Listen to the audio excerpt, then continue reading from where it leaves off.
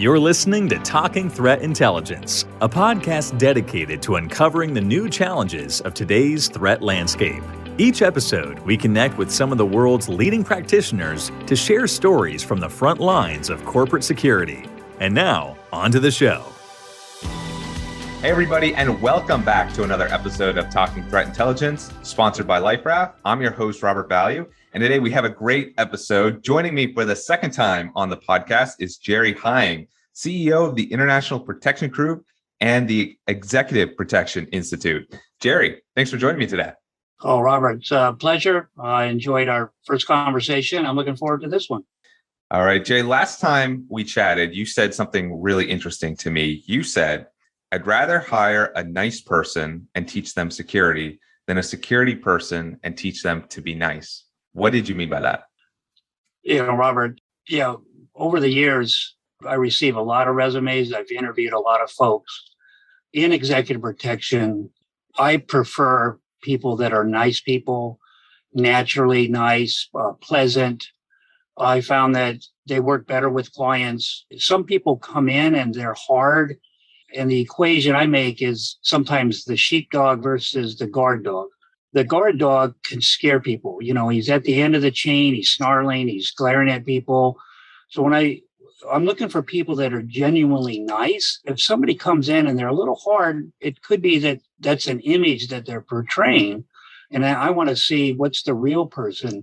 If they're kind of hardcore, a little bit edgy, a little bit snarly, maybe they got Doberman in their blood or something, I would be concerned because how are they going to respond to a client? Sometimes our clients, they get a little snippety. Sometimes they bark or snip back. Is that protector going to respond kindly, smile, diffuse the situation, or is he going to agitate it and bark back? And over the years, I've had the pleasure of being involved with the Executive Protection Institute. I went through and then became an instructor. So I was able to see a lot of what I call entry-level people that don't have a lot of extensive experience. And I was able to give many of them a chance to start, particularly, say, around a celebrity event in New York. I would put them somewhere where maybe the celebs are coming and going, and I could see how they work. It was almost like putting a baseball player in a minor league situation and seeing how they perform. And what I found is over the time, I would almost rather use somebody with less experience, but they were a nice person. They were pleasant. They got along with others. And somebody who might have had a lot of skills, but was edgy or kind of maybe within the team, also might be a little stern, a little gruff. And then I have to encourage them to lighten up, to be nice. So that's kind of my take on it. When I'm interviewing people, I'm trying to get a sense of, how are they? Do they have humor? Can they laugh at things? Or are they edgy? And I don't want to use the word mean, but sometimes they come across that way where it's like when you're around a dog, like if I'm around a Doberman, I know what they're capable of. I'm a little more cautious. So how someone comes across, because we have to remember we're serving a client. And that client, we don't want them to be afraid of us. We want them to be comfortable around the protector, feel that they can communicate with them. And so that's what I'm looking for is often somebody, a nice person. And it's helpful if they have skills. I'm not going to put, say, somebody without a lot of skills around an important person. But if I had my choice with somebody with medium level skills, maybe they've had a few experiences versus somebody, that maybe has a lot of experience, but they're a little edgy, I'll probably go with the person that's a little nicer. So I hope that explains that comment. Now, that was really interesting, Jerry. I love that analogy that you had with the sheepdog and the guard dog. And it's just the type of people that might be attracted to the profession probably have a bit more of that guard dog kind of mentality, but still a customer service business at the end of the day. I'd be curious to ask, did you always have this mentality, this philosophy when it came to hiring new people, or was that something that you had to learn after putting together a few details over time? Well, I was fortunate. I had some experience working within a large detail, and then I came in as probably the bottom of the totem pole, protecting the kind of the lowest level protectee in a large private family. And I had worked around this large detail. And even within that large detail, there were some that were a little edgy, some that were a little more friendly. And so through that experience, I was able to see how people interact, also the principal interaction with their protector.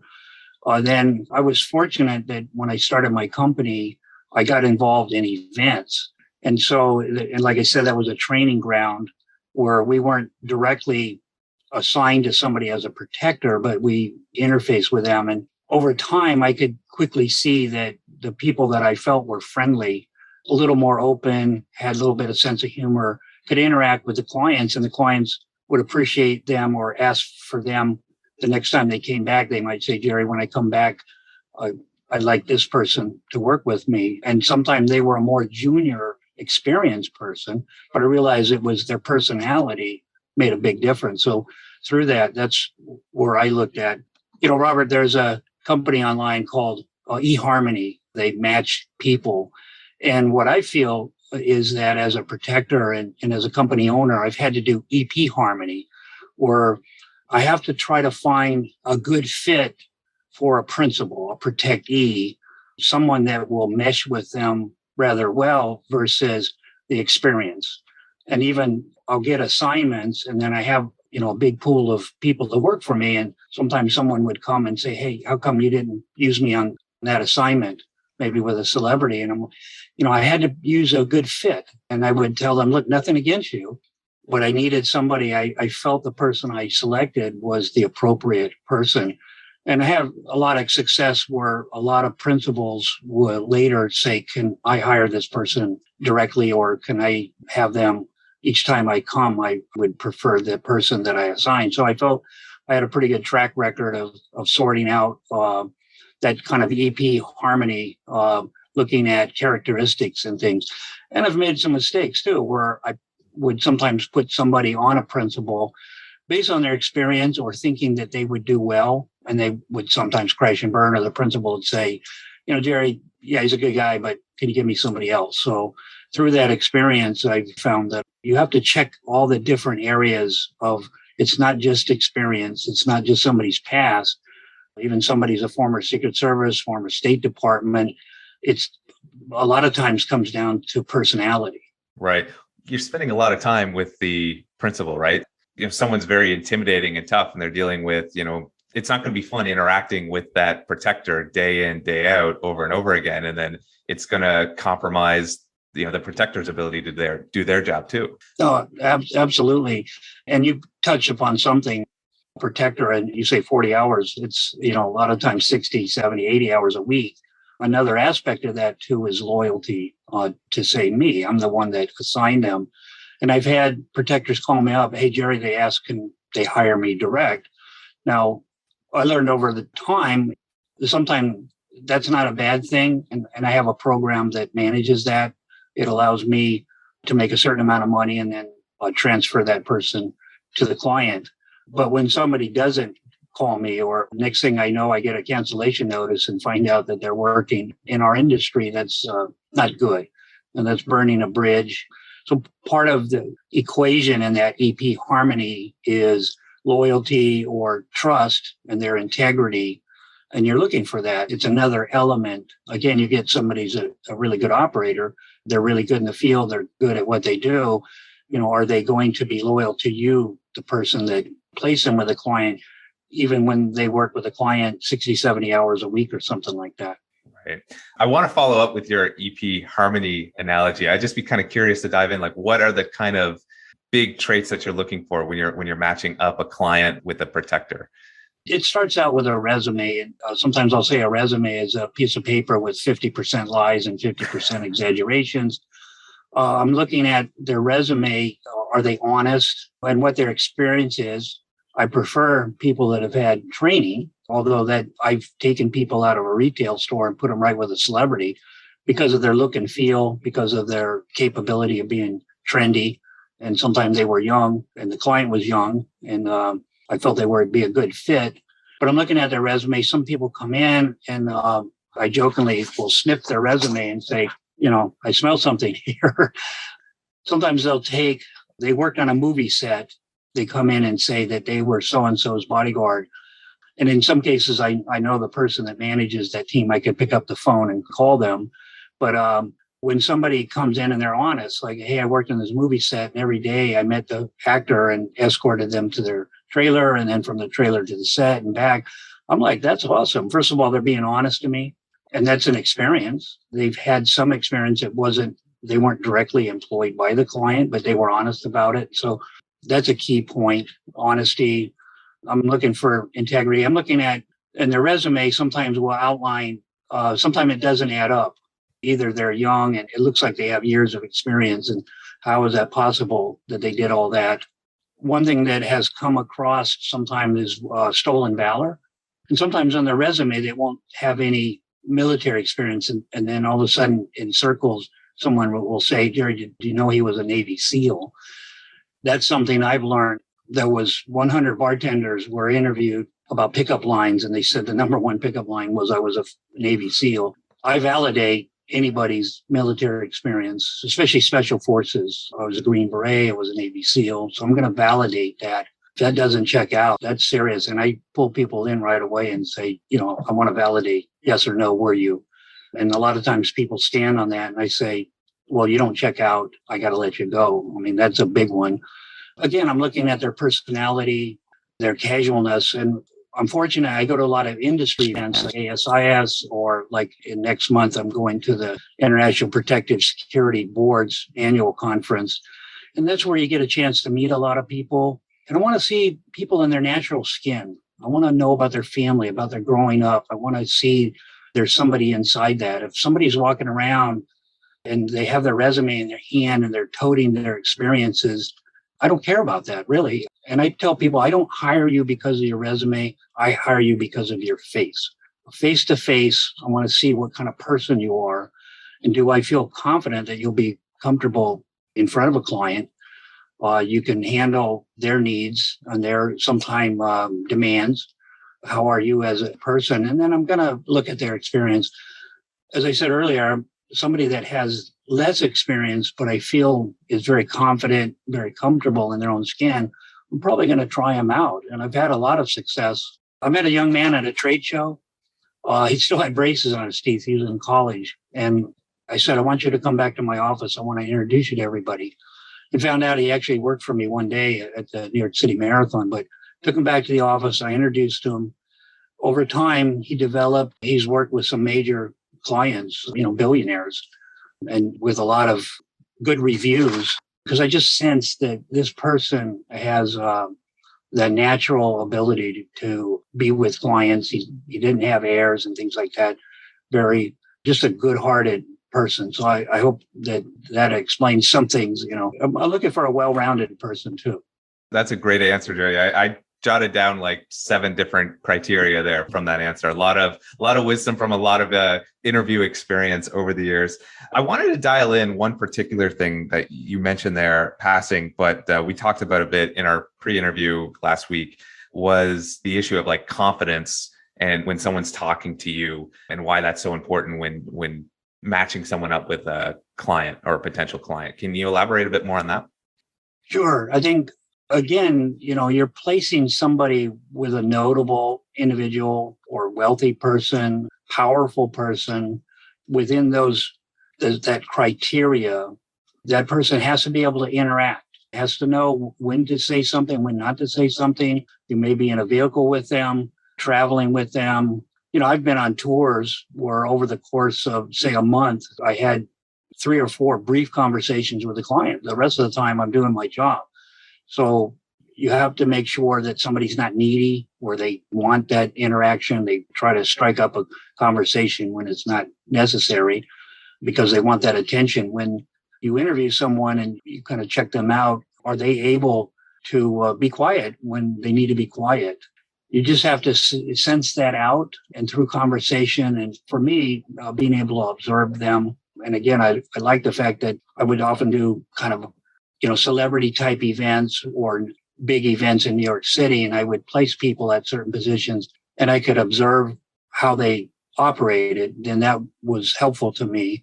And sometimes, I can also check with someone else where they came off an assignment.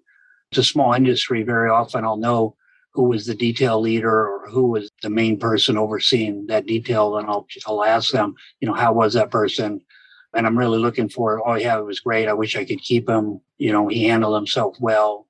So it's a combination of a lot of things. Again, you're collecting a lot of different views. We say square peg, square hole, round peg, round hole. You never get a perfect match, but you have to try to find someone as best as you can. And sometimes we get short notice. And sometimes I'll tell a client, okay, I'm going to assign someone to you. He might not be the best immediately. We'll continue to work to find you someone, especially if they're looking for long term, but it came up kind of quick. Then what I'll do, and very often the person to send them, they'll say, you know what, he's perfect. And sometimes even I'm taken back, like, oh, I thought I might need to find someone else. So that's always pleasant when a client says Jerry's perfect. Yeah. There are a couple different parts here from that answer that I wanted to go to. I want to talk about training, how you develop your talent. But just before we get into that, I just want to stick with the initial evaluation. I know from my experience interviewing candidates for different roles and kind of learning like what kind of questions don't work out, and some questions in the interview process that are super revealing that you kind of go back to over and over again. Do you have any questions in particular that stand out during that process that you always turn to? One question, Robert, that I almost always ask is talking about if the client needs your help to carry a bag, will you carry the bag? And believe it or not, have some people come in, and I think somewhere possibly in their training or experience, they've been misled. And they'll often say, no, I have to keep my hands free. And I'll ask them, I'll say, so if a client's coming out of their house and you're, say, going to the airport with them, you're going to travel with them, and they got some heavy bags, you're not going to help them. And particularly former civil servants, I don't want to pick on any one agency like NYPD or something, but if they're kind of jaded a little bit with that mindset, no, I'm not going to carry a bag. And even I'll get to the point in the interview where I may say, this could disqualify you from this assignment because it's a service industry. Now, one thing I like to make clear, we provide what's called servitude. We're not a servant. We're not a butler, but we provide servitude. And one of our emphasis at the Executive Protection Institute is facilitating the needs of the client. And sometimes that involves servitude. It sometimes requires handling bags. Now, depending on the threat level, if somebody has a high threat, yeah, I want the protectors to stand back and be able to observe. Let's just say you're at a residence and you look around, there's nobody around. And you got to keep your hands free. Why? And I show people a magic technique. I hold up a bag and then I open my hand. I say, this is a secret squirrel technique on how to relieve yourself of that bag. Just opening your hand and dropping the bag. And some people get stuck on that. And then it's a mindset. It's an unrealistic mindset. And sometimes I'll ask about service questions like, okay, the client goes into a meeting and they turn to you and say, I want a large coffee from Starbucks or a mocha, foca, fuca, some special blend. And oat milk, something, whatever. A latte, chuka, muka, whatever it is.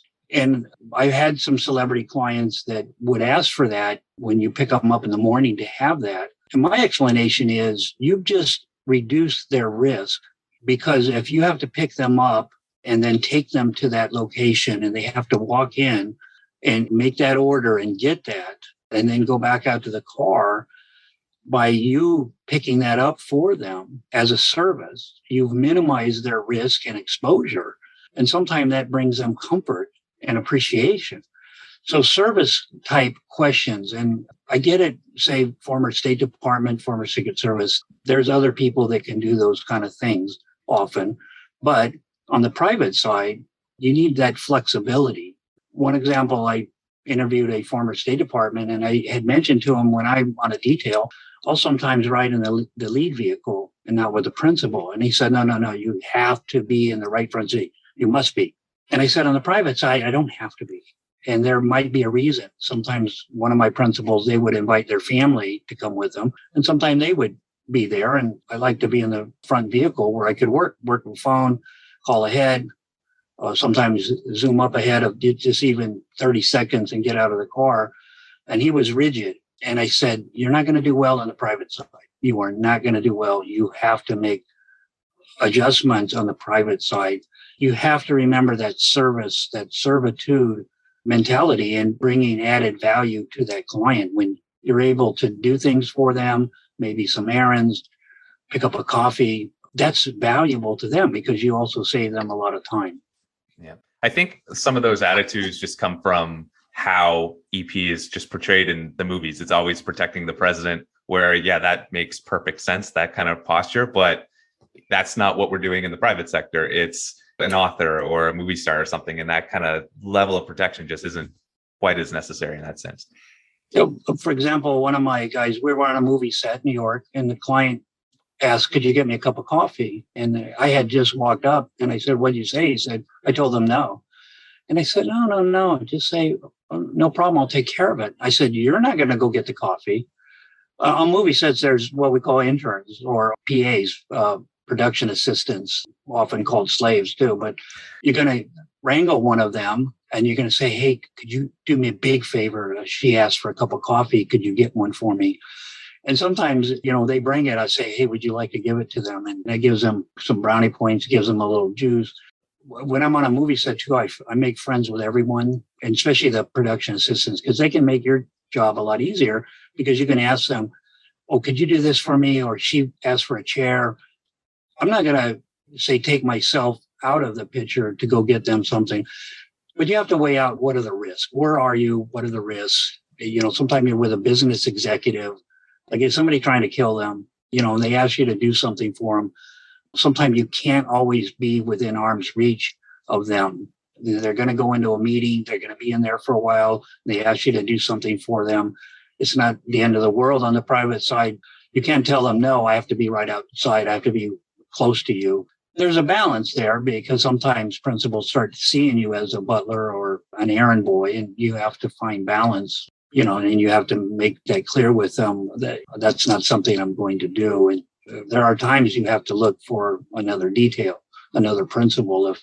If they're overly needy and are treating you like a hired hand as opposed to a protector. One saying that I've used over the years, Robert, is, and I borrowed it from Sims, it's called, an educated consumer is our best customer.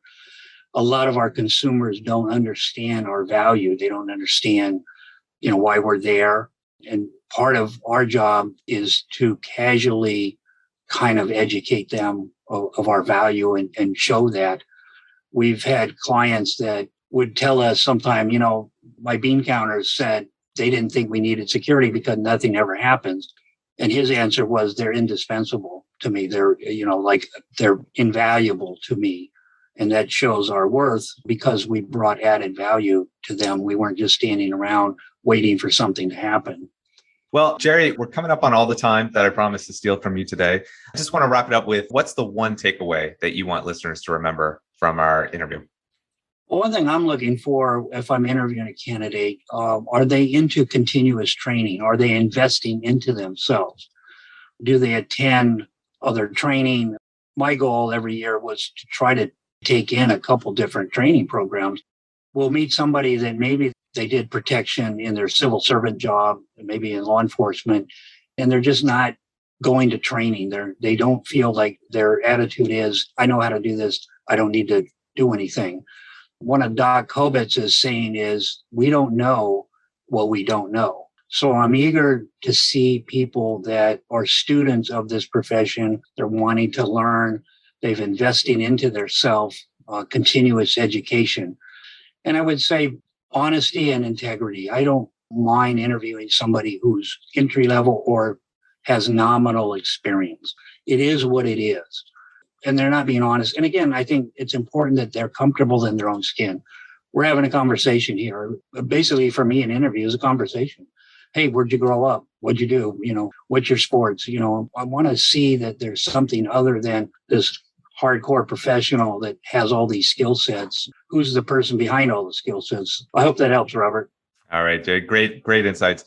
How can listeners get in touch if they want to reach out? The Executive Protection Institute's website is www.personalprotection.com. And then on that website is International Protection Group. They can look me up. I'm also listed there. I love this industry. I'm very eager to help people get involved. I want to see people in this industry be successful. I'm a little jaded towards Executive Protection Institute as our training program. And I would encourage, if people have been to other training programs, hey, check out EPI, come to our training program. You'll love it. We established the original EP network of the 9 Lives Associates, which is the fraternity of graduates of EPI. Also, we issue the original EP credential, the Personal Protection Specialist credential. But I'm here to help. If anybody would like to track me down, go to the website and contact our office. I'll be more than happy to help. All right, Jerry, thanks for joining me today. All right, Robert, thanks. Always a pleasure. Again, that was Jerry Hying, CEO of the International Protection Group. Thanks for listening to another episode of Talking Threat Intelligence, sponsored by LifeRaft. Never miss an episode by subscribing to the show on Apple, Spotify, or wherever else you listen to these episodes. Be sure to leave us a rating or review if you like these interviews. That really helps us promote the show. And if you'd like more info on building a successful threat intelligence program, be sure to check out our website at liferafinc.com/blog. That's liferafinc.com/blog. And I hope you tune in next time.